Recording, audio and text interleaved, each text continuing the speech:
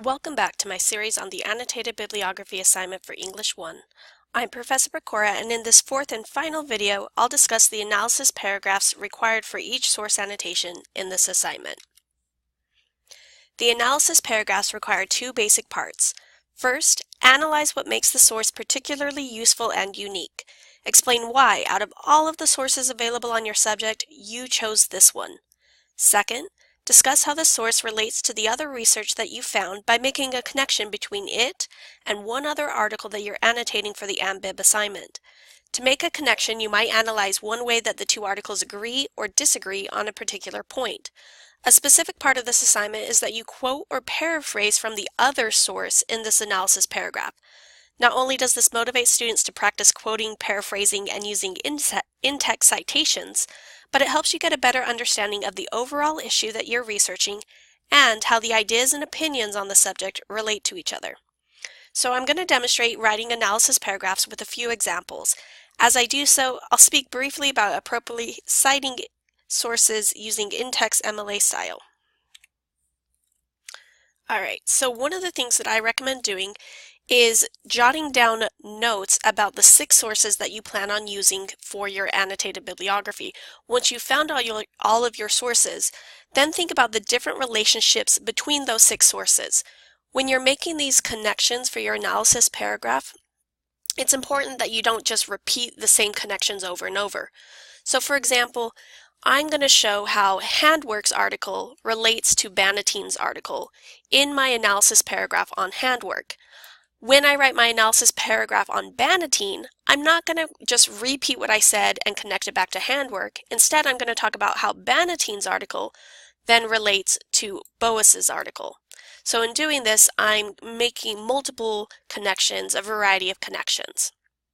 So you can make these connections in various ways. Like I said, think about ways that the authors agree or disagree on a particular point. For example, when I was reading Handwork's article about the rise of Americanized Halloween celebrations outside of the US, it reminded me of Bannatyne's because she also talks about the history of Halloween. The difference, of course, is that he is focusing on cultures outside the US, whereas Bannatyne is focusing about the history of Halloween inside America. Both of them also briefly mention the historical roots of Halloween as coming from Celtic European cultures, so that's another connection between them. When reading Bannatyne's article about the history of Halloween in the US, it reminded me of how Boas also discusses the role of consumerism, and so both of these authors mention how marketing Halloween and making money off of the holiday is really become a part of the U.S. holiday celebration. So that's one way that I can connect these two authors, is talking about the consumerism culture surrounding Halloween in America. Other connections. So Boas focused primarily on elementary kids in a California elementary school, and she mentioned that a large part of that student population was Latino or Hispanic. So I could connect that to my U.S. Census Bureau article about how those cultures, the populations are growing in the U.S.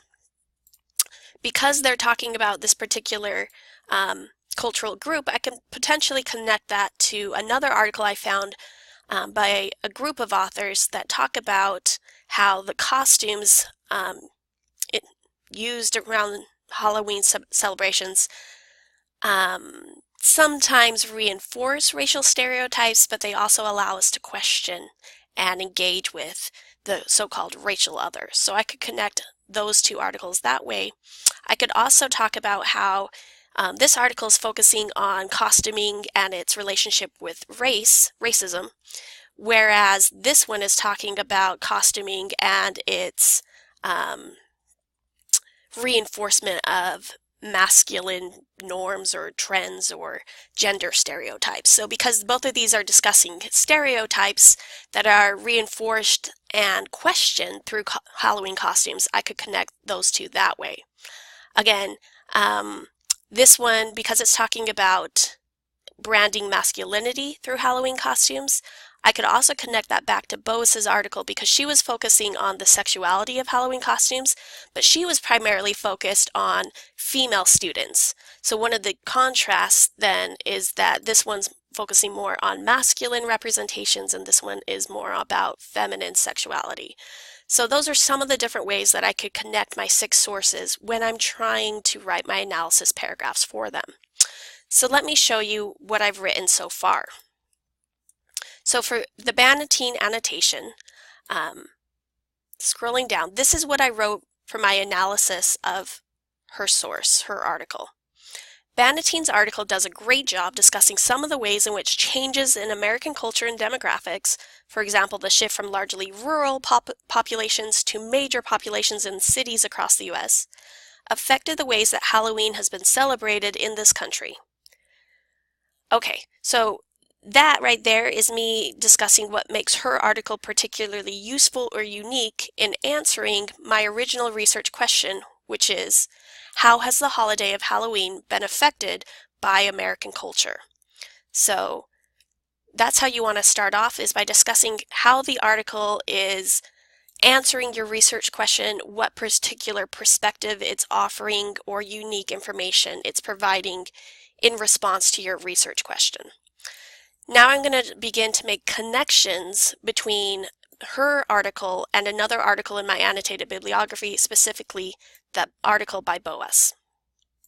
So I say, one of these changes in American culture was the rise of consumerism. Both Bannatyne and Boas discuss the effects of the rising commercialism surrounding Halloween in America from around the mid-1950s onwards. Indeed, Boas dedicates a whole section of her article discussing the holiday as, quote, a major market opportunity. Both authors clearly acknowledge the role that American consumerism has played in changing the celebration of Halloween in America. So again, just want to point out that in my discussion where I'm connecting these 2 different authors, these 2 different articles in my AnnBib, I am including a short quote from the Boas article in my analysis of Bannatyne's article. So again, you're quoting or paraphrasing from a different source in this section in order to reinforce those connections. Here's another example. So when I write the analysis paragraph for the Brian Handwork article, again, first I'm going to talk about what this article does that's unique among the 6 sources I found, what particularly useful information does it provide in answering my research question. Then I'm going to begin to make connections between Handwork source and another source in my AnnBib, and in doing so I'm going to quote from that other source. Again, I could paraphrase if I chose to. Okay, so I'm going to read it. Handwork's article is unique in that it discusses the relatively recent history of the holiday's expansion outside the U.S. and non-U.S. attitudes towards it. It helps to put the American attitudes towards Halloween celebrations into a global perspective. It also shows how American culture has affected Halloween celebrations outside of America. In contrast to Handwork's global perspective, Bannatyne focuses primarily on the history of the holiday within America itself, mostly ignoring its history outside of that country. However, like Handwork, Bannatyne does mention the original Celtic roots of the holiday, saying, quote, Halloween was born nearly 2,000 years ago in the Celtic countries of northwestern Europe. Moreover, even Handwork acknowledges that modern interpretations of the holiday are largely influenced by American Halloween traditions and values, even outside the U.S. Okay, I mentioned that I was going to say something about in-text citations, so even though I briefly mentioned it in another video, I do want to point out that this is how you make sure that you are using in-text citations appropriately. Make sure you mention the original author's name in a signal phrase or in a parenthetical citation within the sentence that contains the quote. So in this case, right, Bannatyne mentions or Bannatyne says is my signal phrase. And then in my parenthetical citation, I'm including the page number where I got that quote. With my previous in-text citation in my other analysis paragraph that I've written, similarly, right, I mention the author's name in the signal phrase, and then I include the page numbers where I found that information. So because I'm referring to a whole section of our article, I gave the page numbers for that section.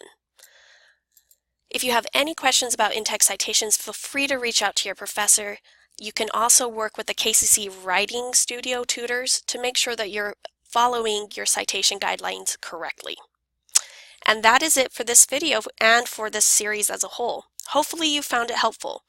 Again, finally, please contact your professor if you have any questions about writing your annotated bibliography, and be sure to review the other instructional resources that they provided to you.